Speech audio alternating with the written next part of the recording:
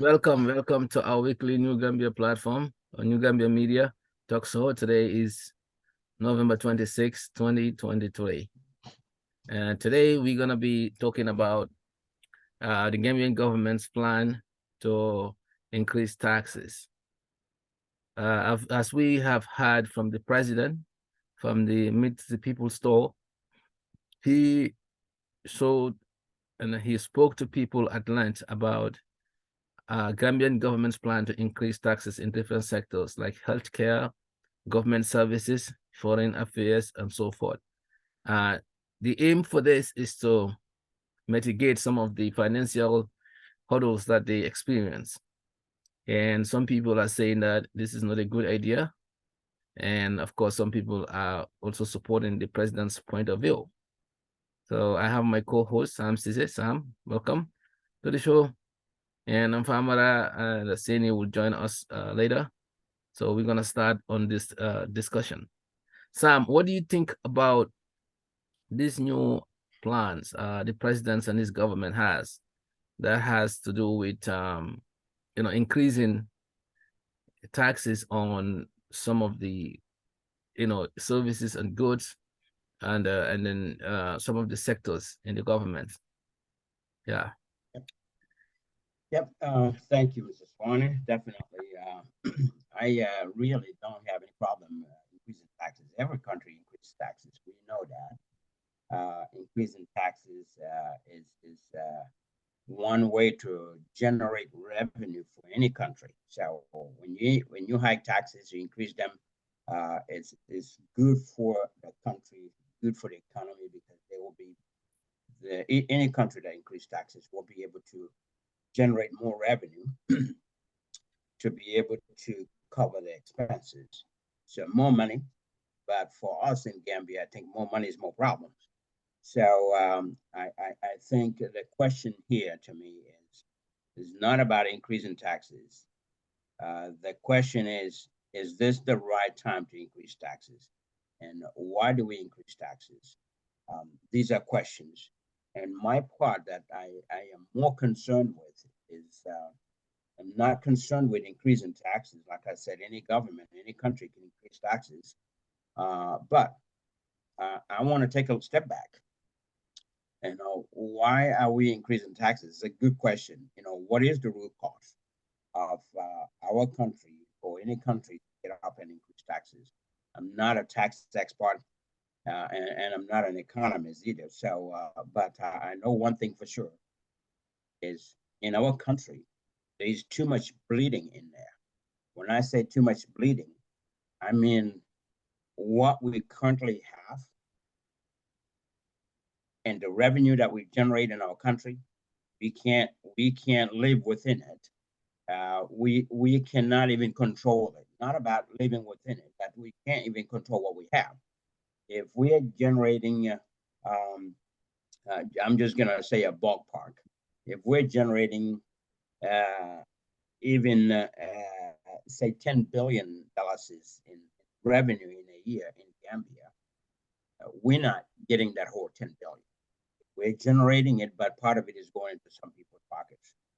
So I think before we increase taxes, we need to close our loopholes first, so that when we increase taxes, it will make more sense that all loopholes are already closed. So when we increase taxes, we're gonna get more money.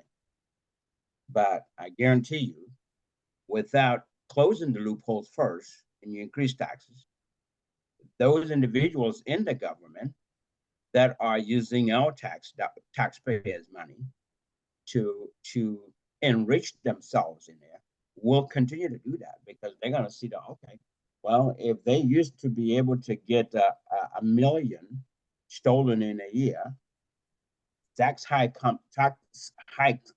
come in. We increase taxes when the president increased taxes, or the government increased taxes. So now that person is going to see more money coming in. So they will also increase how much they will take. If they're used to say taking a million, they can go to taking 2 million because the taxes, the revenue that we're collecting is good enough that you can take an additional million without being noticed easily. This is our problem. So yeah, so my problem, like I said, the president's idea of increasing taxes to generate more revenue for us to be able to build our country, that's a great idea. It's a great idea, but you don't increase taxes on poor people like that. Where when you haven't increased their pay, when the hospitals are suffering. In fact, one of the things that I heard from there was the hospital. The president said, "Who pays $25 in any hospital to get all the services?" Well, the problem is there's no service at the hospital. There's really no service. The service that they get is very minimal, and the expectation is not being met at the hospital. It will make more sense if we say, all right, we're going to renovate all of our hospitals in the country, or at least the major hospitals in major locations like Banjul, Bansang, Basay, and places like that, renovate them and increase the productivity in there, increase the supply to meet the demand of the people, to increase the service, basically. If you uplift the service and you provide everything that people need and start to have everything that people need, then you can say, all right, now we're providing a higher quality service compared to the past years. As a result of that, we also need to increase taxes. We need to increase some fees out of there. So instead of people paying $25, and in fact, I think one of them was moved to like 100. So it's a big jump. Also, you don't go from 25 to 100. You can go from a 25 to 35, or or 40, maybe, if anything, 50. But if you go to 100, I mean, that's quite a bit of a jump. Taxes don't get increased that much when people's pay did not get that much of an increase. So it's going to impact the community. It's going to impact our people, and the economic impact of it to poor people is going to be huge. They're going to suffer their pockets because if they used to paying even the smaller businessmen and women in the market selling something in the store that is used to paying, let's say in a month, that is used to paying $200, now they're going to end up paying $300 or $400 in a month. I mean, that's an expense. That's an expense for them, an expense that did not come with anything else for them for their benefits. Expense that's only going to benefit the country. So it's one of those things that I think need to be debated. It is something that the president and his team needed to think about. They cannot just say, well, taxes is the only way to increase revenues to tax. That may be right, but then the question is why, and why now? Is this the right time? Should we close? Should we close our loopholes before increasing tax? I think we need to close our loopholes to be able to sustain what we currently collect before we go to increase taxes, and then continue to lose more money into certain by certain individuals. So I'll stop here and then allow you to come in. Thank That's you. my Thank you for that, Sam. I think you mentioned very important point here. Yeah, first, and I will add to that. First is the increasing of taxes. What would that mean if there is an existing corruption, an existing mismanagement of fund? Increasing of taxes wouldn't mean anything. I think that's a great point, because what happened is those who are mismanaging those funds, they will see more money coming in, and then as a result, they would even steal more or embezzle more. So you first fix the problem of corruption by making sure that you have a physical discipline to the folks who are mismanaging government funds, who are stealing money, and put a system in place by putting those people in jail, prosecuting them, hold them accountable, bring transparency to various government sectors. So once you started to show that responsibility and transparency, and you'll be able to get that under control, now the money that's going to come is going to be used, rightfully. And these are coming from the citizens. Okay, so I think the government should start they put in the cart before the horse instead of putting the horse before the cart. So work on that, and next you can look at taxes. Now, another thing you mentioned about the poor people.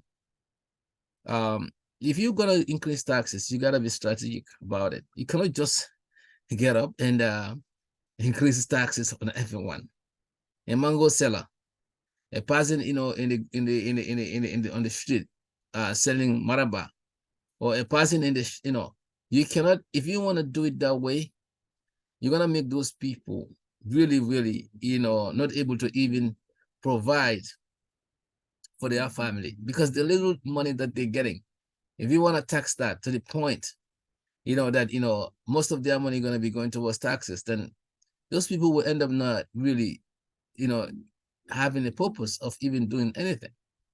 So if you want to tax, you got to tax companies that comes overseas in trying to make profit in our country, especially in our fisheries. The Chinese, the Indians who comes take control of our supermarkets, our infrastructure, the people who come and make tons of money from us.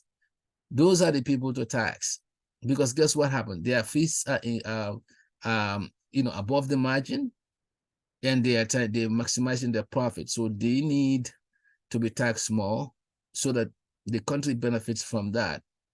And secondly, you got to create regulations to make sure that like those people also employ people in the country, because some people, especially the Chinese, they come with their own workers, and that's not helping our economy, because those people that they're gonna come with, that job's supposed to be a job for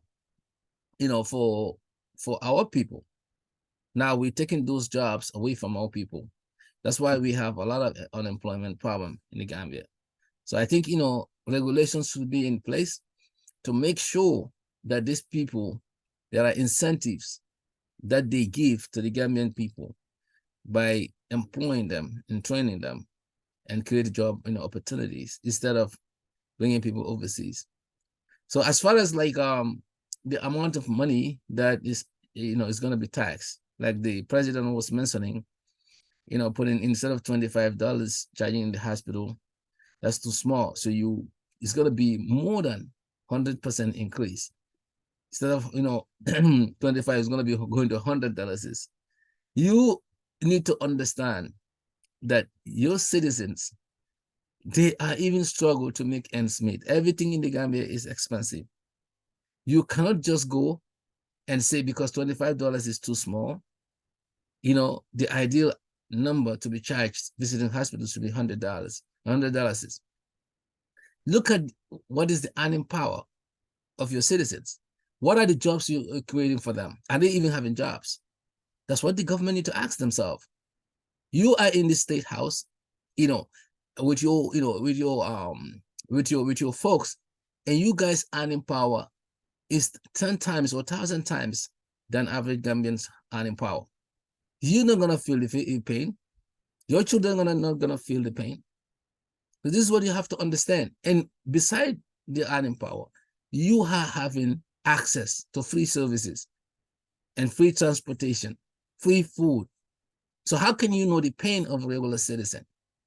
How can this government understand the pain of a regular citizen when everybody started building mansions and driving expensive cars, acting like they even never know what pain is? So they cannot be a determining factor. I think the National Assembly need to do their job. Anything that the governments or the executive folks comes with, you need to look at that, and kind of make recommendation, debate on these issues. The Gambian people voted for them to be impartial. The National Assembly is supposed to be a body that's gonna watch out for all these branches of government. But those are the most corrupt folks right now as we speak. So we cannot even embark on them. So the point here, what I'm trying to say is that they are not, these people in government, they are not the ideal folks to even come with this plan. because they are not seeing the pain of average Gambians. They need to be in their they need to put themselves in our shoes, and then they will feel the pain. Yeah. But you being in a position of privilege right now, how are you going to be able to determine how much money people are going to be paying on services? Because you think those monies are nothing. No, your government hasn't produced any jobs. People are going, traveling back way just to make ends meet. A lot of our children, our sons and daughters are dying on their en route to Europe and other places because they want a greener pasture. So you cannot even solve that problem than to increase taxes. Right now, Gambia is even more expensive. Everything in the Gambia is expensive. I don't know if the government and the economics understands that the inflation and everything has affected our currency went down so bad. So in order to solve this problem, my suggestion would be trying to be innovators, create ideas around you as a leader of the country, and those ideas would result into creating jobs. Encourage Gambian folks in the diaspora to invest, give them an opportunity. You shouldn't be asking people to invest and asking too much money on the side to, for giving the opportunity. No, let them come and hire their own citizens and create jobs. Give them incentive, encouragement, and give them tax break. I was thinking that, the idea here should be like giving tax break like the West does. If you see the United States and UK and other areas, they give tax breaks to businesses, small businesses. The bigger ones, yes, because they are generating so much, so you can increase their taxes based on their earnings. But the small businesses not supposed to be struggling. They're the one hiring people every day. So I don't understand this. They go in opposite direction. Instead of giving tax break for more business to be created and more people to invest, they're discouraging people. And then the services that he mentioned about the government services, some services, they need to be free even. Why are the citizens paying for it? The government is collecting revenues in other areas. Well, if it comes to he also mentioned about if you have a compound or a land or whatever, property. Yeah, I can understand the property taxes. Yeah, those with properties, they need to pay their property taxes, but it has to be reasonable. It cannot just be because you want to tax them anyhow. No, it has to be reasonable. It has to be standard. It has to make sense. So I agree with those, looking into those property taxes and other big businesses that are making tons of money, especially the foreign investors. Yeah. But as far as like little guy like us selling in the market or on the street, and it doesn't make sense. It's like from the frying pan to the fire. You're making the situation worse, making people more, making people poorer, and of course, putting the country in a financial huddle. Yeah, so I think those are the areas that I observe from your point, Sam, and this is a very important topic, especially now that they came up with this. We need to speak out to the power to understand the repercussion of this. I don't know if this government has good economics. No, I'm not a specialist in economy, but I can understand, there are ways to save money and there are ways to generate money. So they need to look at that. If the country is so struggling, let them check their foreign policies. Let them check their, the areas that they need to be creative. What is it that we can do? You cannot be importing all the time. You gotta start exporting in order to make money. That's where the inflation, the currency prices and all of that, changes, because you're gonna be, when you start to export, then you're encouraging foreign countries, and then that foreign countries, to go down and your currency to go up. So that exchange right there, those are areas that you have to do. We have to try to, broaden our groundnut product, trying to be, creating, agriculture, trying to export goods to other countries. See what are out there that the country can do to become creative, so that we can really at least handle some of our economic problems. But if you want to be like the same status quo that other administration were doing and become even worse than that, that is not going to work. That is not going to work. That's why this government is struggling. So I hope they're listening. I hope they're getting, informations that are helpful and unbiased about it, and really trying to solve the country's problem. But Sam, I will let you come again if you have any additional thoughts. Absolutely, absolutely. Thanks for adding all that there, because this is very important. And like I said, there's nothing wrong with increasing taxes, but you have to do it the right way in the right time. And also, what we need to remind the government is the government's job is when people elect a president and put him in power, that set up his government. Their job is to make people's lives better, not to make people's lives harder. So, in making people's lives better, they need to look at themselves and ask themselves, are we doing that? If the answer is no, then what do we need to change to make people's lives better, and avoid putting people in hard situations? And one of those is to really think about. In fact, first things to think about is, if you look at what really impacts economy, especially for poor countries. There are four areas, four things that I've once mentioned, maybe a couple of times mentioned, that really impacts an economy. So before you think about raising taxes, think about those. And the first one on there is really the corruption in the institutions.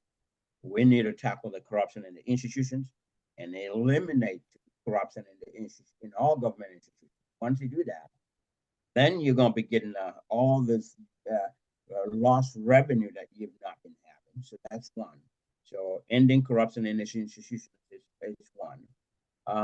Having an educated labor force, because I heard you saying that they have to think of, be innovative and have ideas. Well, when you have people that don't think along that line, when you have people that cannot think outside of the box, because they are the wrong people in the wrong positions, they are never going to think outside of the box. They're never going to be innovative.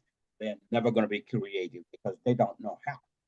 So that's the key. So having an educated labor force comes along with all of that. That's why you need that.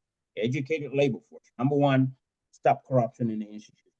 Number two, get an educated labor force.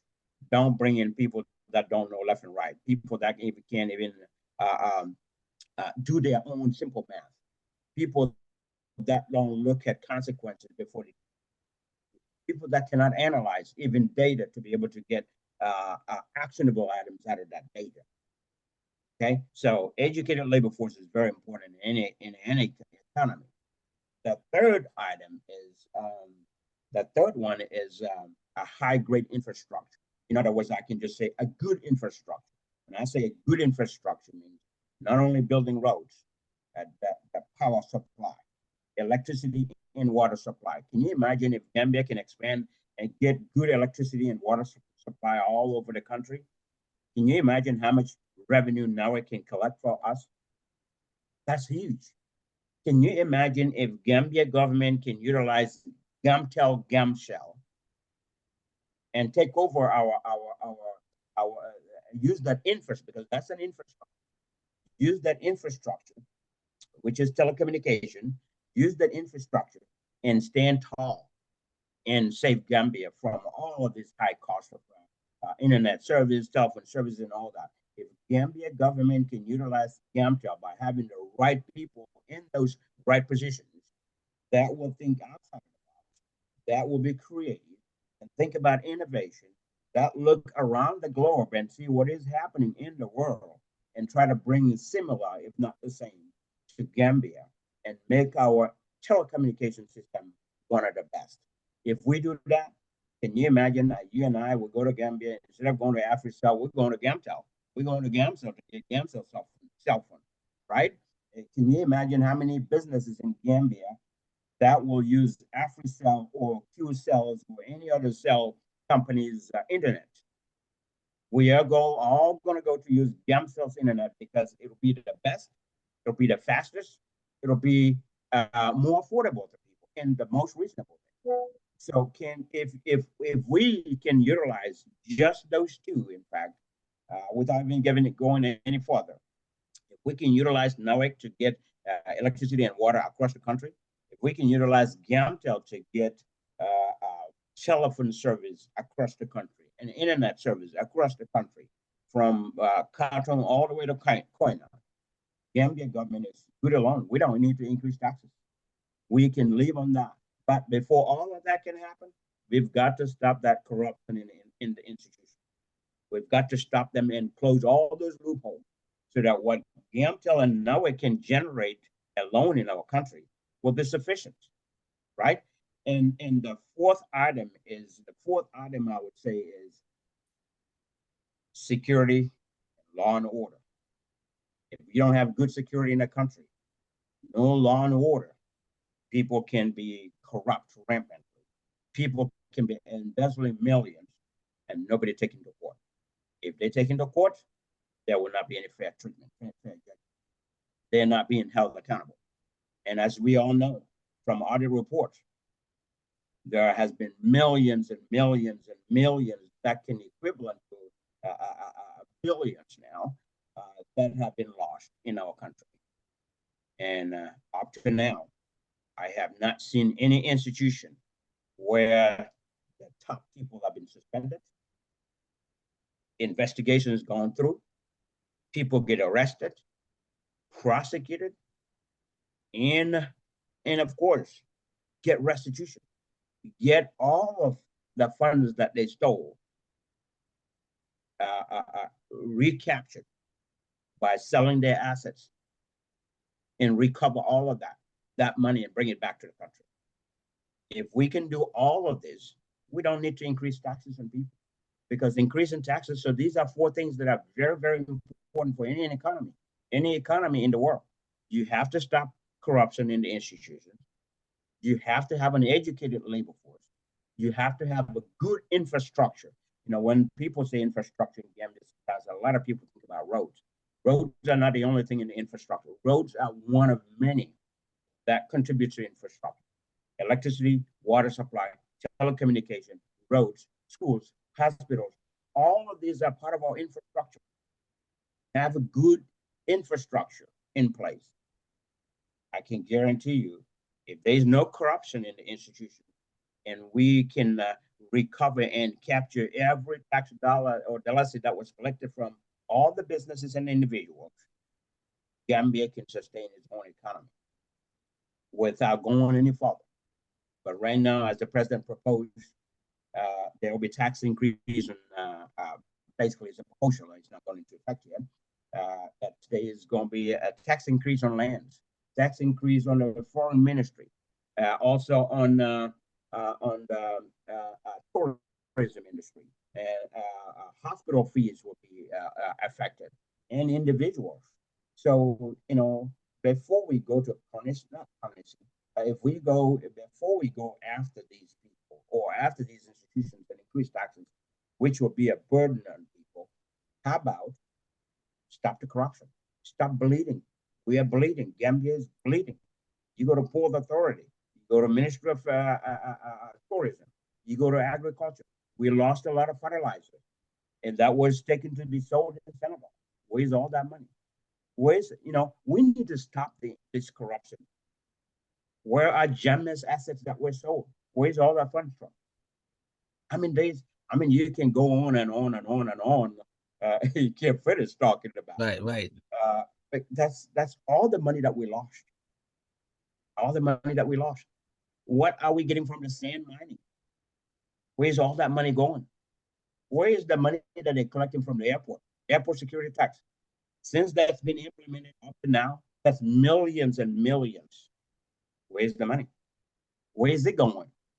What have we seen where that money was used to develop our airport? Our airport is still without air conditioning. Our airport still doesn't have a good security system, which makes it difficult for international companies to really have airline business contracts to come to Gambia because of security issues. You know, think about all of these and many more that we are bleeding and losing money from. If we can just stop those, we're okay. We don't need to take loans from anyone. We can survive. Gambia is a very small country. We can sustain ourselves without loans. Yep. But we can't right now. We've been suffering from this for years now. Corruption in the institutions is our biggest issue. We need to stop the corruption and worry about increasing taxes later, because you can't increase taxes when you haven't done all the due diligence that need to happen to close all the loopholes. But also think about how much is an average Gambian making. You know, if you make it even harder for them by increasing taxes when their salaries are not increased, that's that's all not going in the right direction.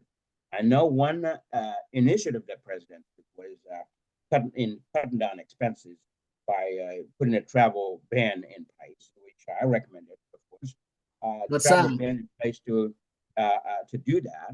But I think he needs to go beyond the travel ban. When you put a travel ban and you say you're gonna stop expenses, think about the state house. The state house itself. Cut the expenses at the state house. Yeah. Cut this travel, cut this meet the farmer's store. You know, I know is in our constitution that the president can go out twice in a year. Make it once a year and save this year. If we're trying to save money, be part of those who are saving money. Lead by example. That's what leaders do. Cut the meet the farmers tour to one. And when you go on that one tour, make sure you hit every bullet point. Don't talk about other stuff that don't concern people. People want to know, what are you doing for the country? We don't want to hear about what politician so-and-so is doing. We want to hear about the country, not anything else. See what I mean? By doing that, I think will keep us in the long run for building a better economy. Yeah. What were you yes. Sam, thank you so much for that. You are mentioning about all these cuts, right? My question is that how much can we cut? Okay, the president did a good job by doing the travel ban. Yes, it's good. Those approaches are good. The cuts. Okay.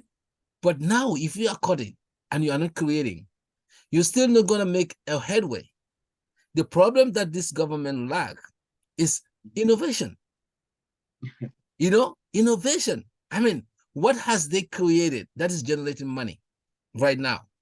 The government is like a business. You have to be able to not like a business, but at least it's like non-profit business. You have to be able to pay your workers. You have to be able to generate surplus. But if you are borrowing, and you are into deficit, you know what? If somebody owe you so much money, they're going to take you. That's what the Chinese are doing. They come with all these fancy, bridges in African countries. And what happened? They sign loans, and the same thing, they put their military base there. The same thing, they're going to take those things that they built. And this is how occupation happens. So you got to be able to be creative. Invest in education, in technology. I mean, Drammeh started this when he was sending all those folks with scholarships to other countries. And some of those people did study, but they end up, perhaps leaving the country again. So, the education is not being applied there. Us here, a prime example.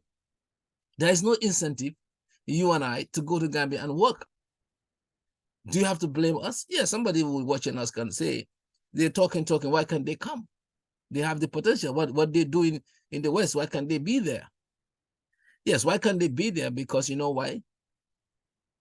In as much as we love our country, the incentives are not there. Well, it's okay. Not just the incentive, and also, guess what happened? And also, when you come to implement your philosophy, your ideas, it becomes a threat to the existing status quo.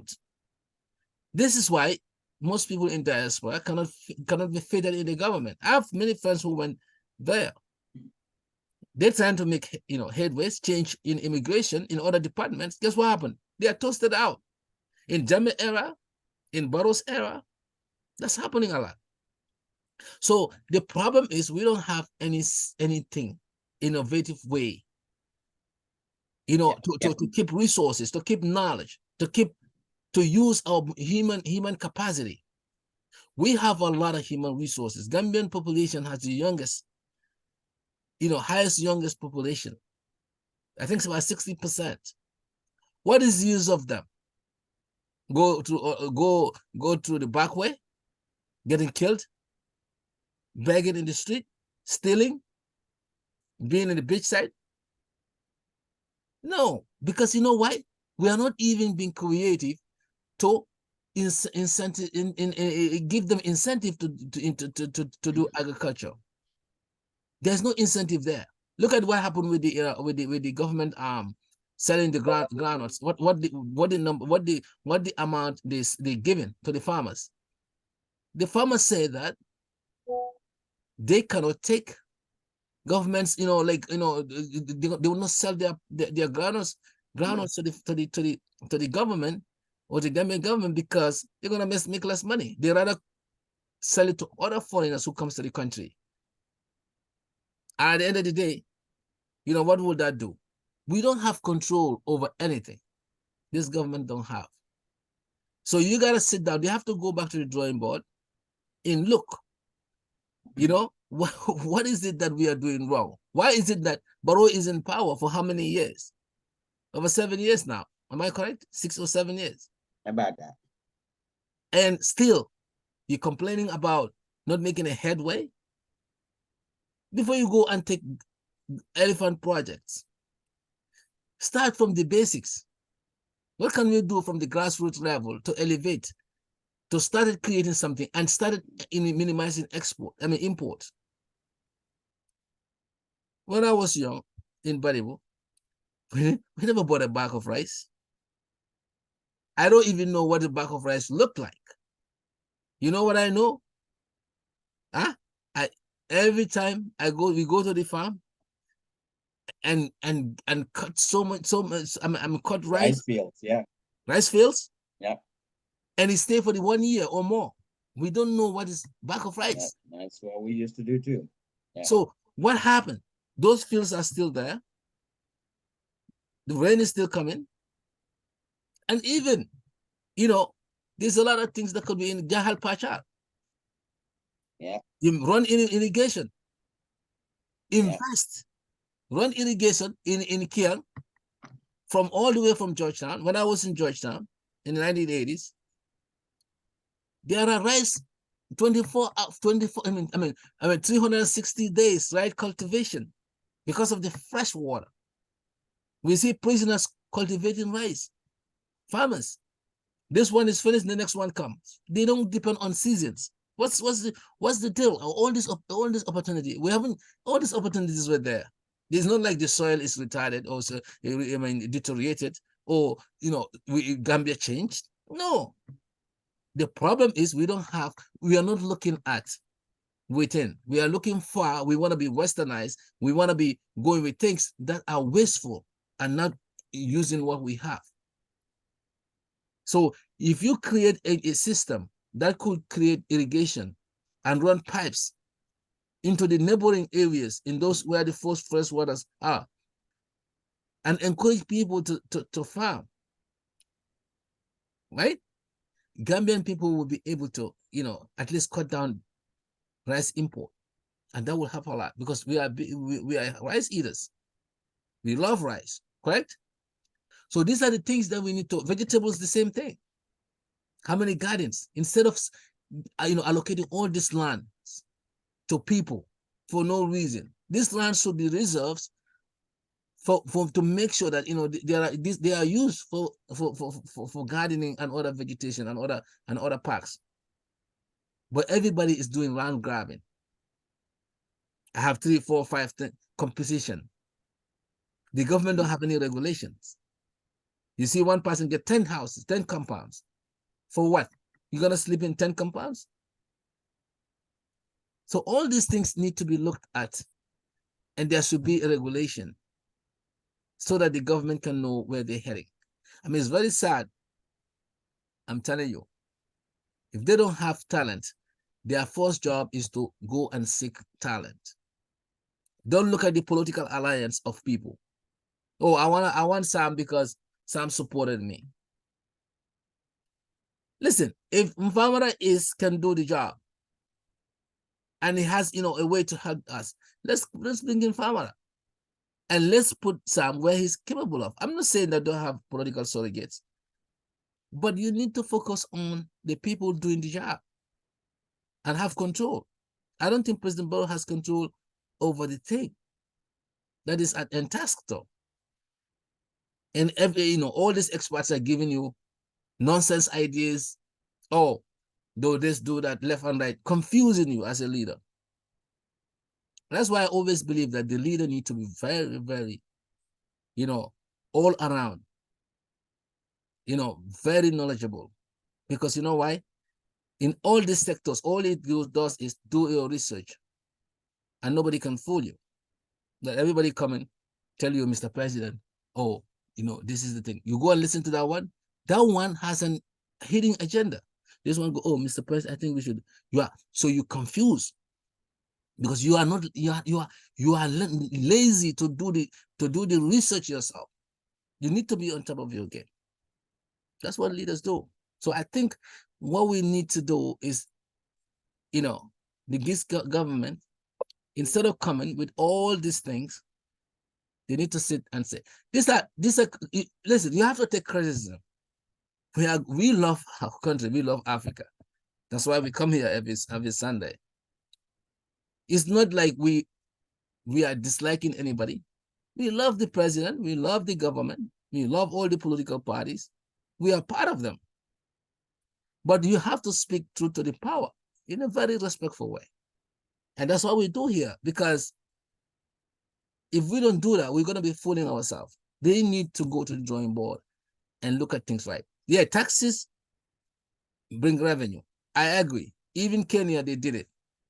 But right taxes, that makes sense. Collect that. And close the loopholes for stealing and investment and corruptions. And make sure that that money is collected, is used in a proper way. We will make headways. It's as simple as that. But we are here, this government is not good. We bring another one. It's the same thing. Since Jawara's government, what has changed? It's the same thing. So that means our model is not working. So let's go back to the drawing board. I think that is my best advice for my Gambian people and for the government and for the National Assembly. Let's be financially and physically responsible.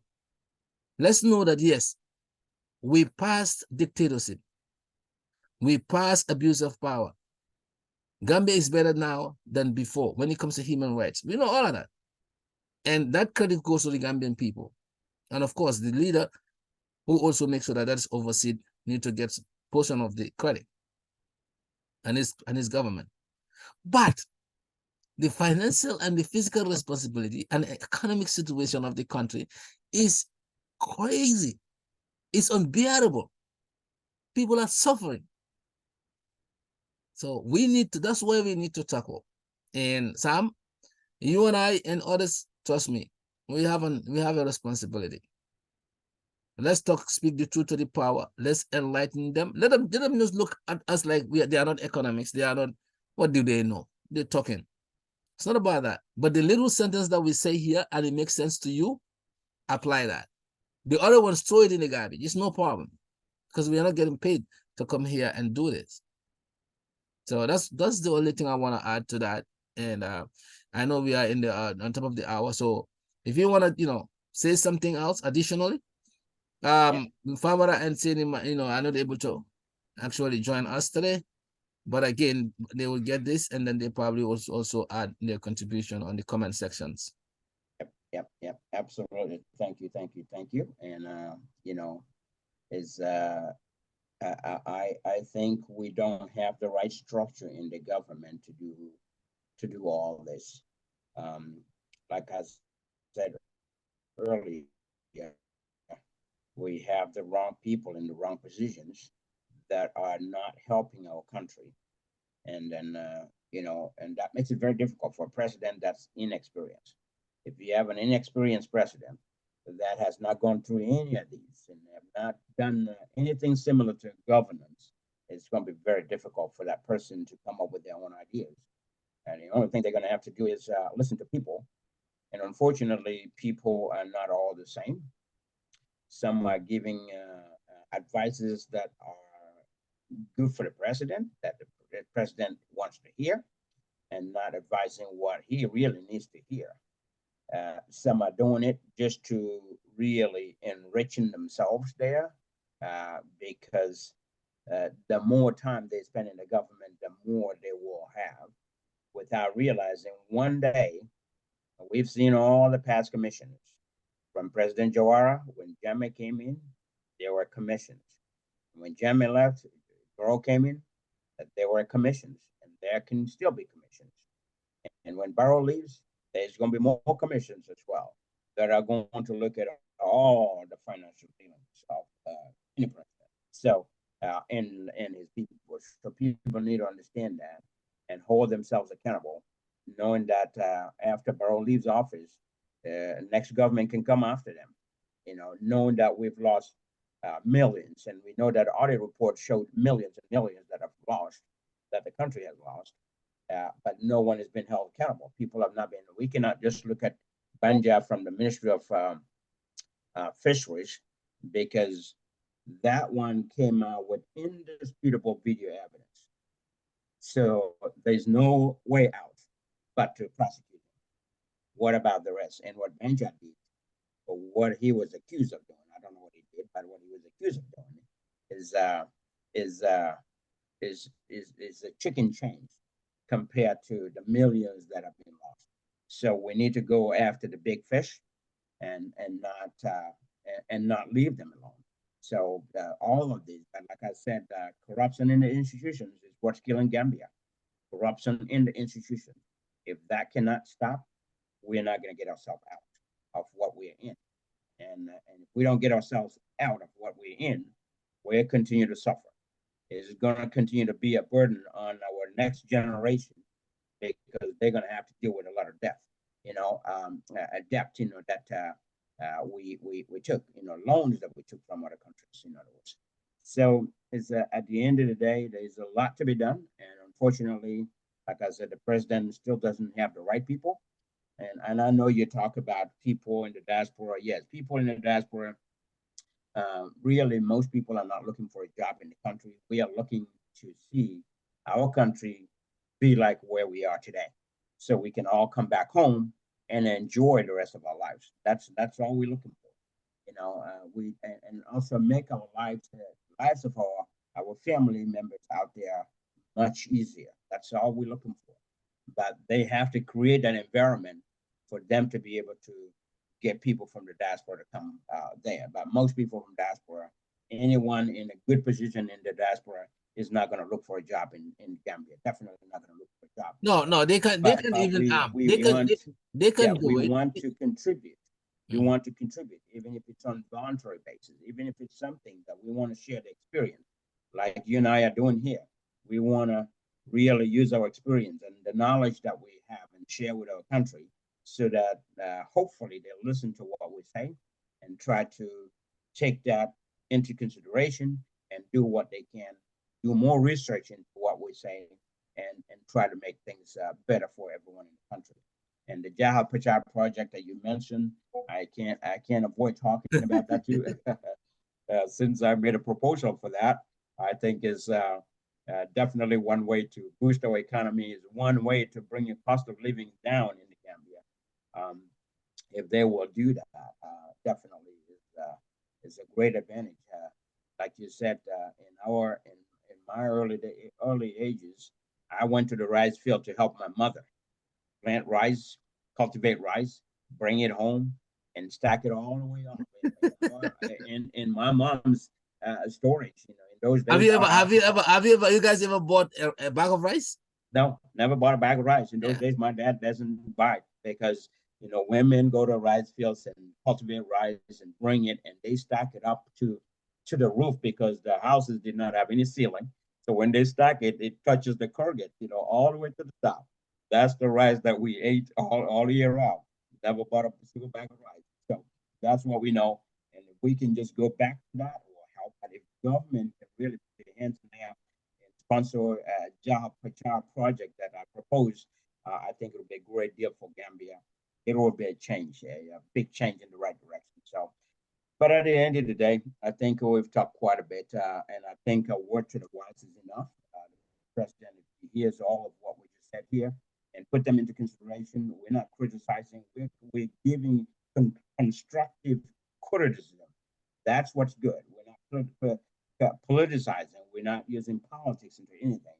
We're giving constructive criticism, which is good for a country, which we will give to any leader, whoever was there would have been the same person getting the same thing. So, but yeah, thank you. That's all I wanted to add to that. Thank you, and thanks to our Thank you, viewers. sir.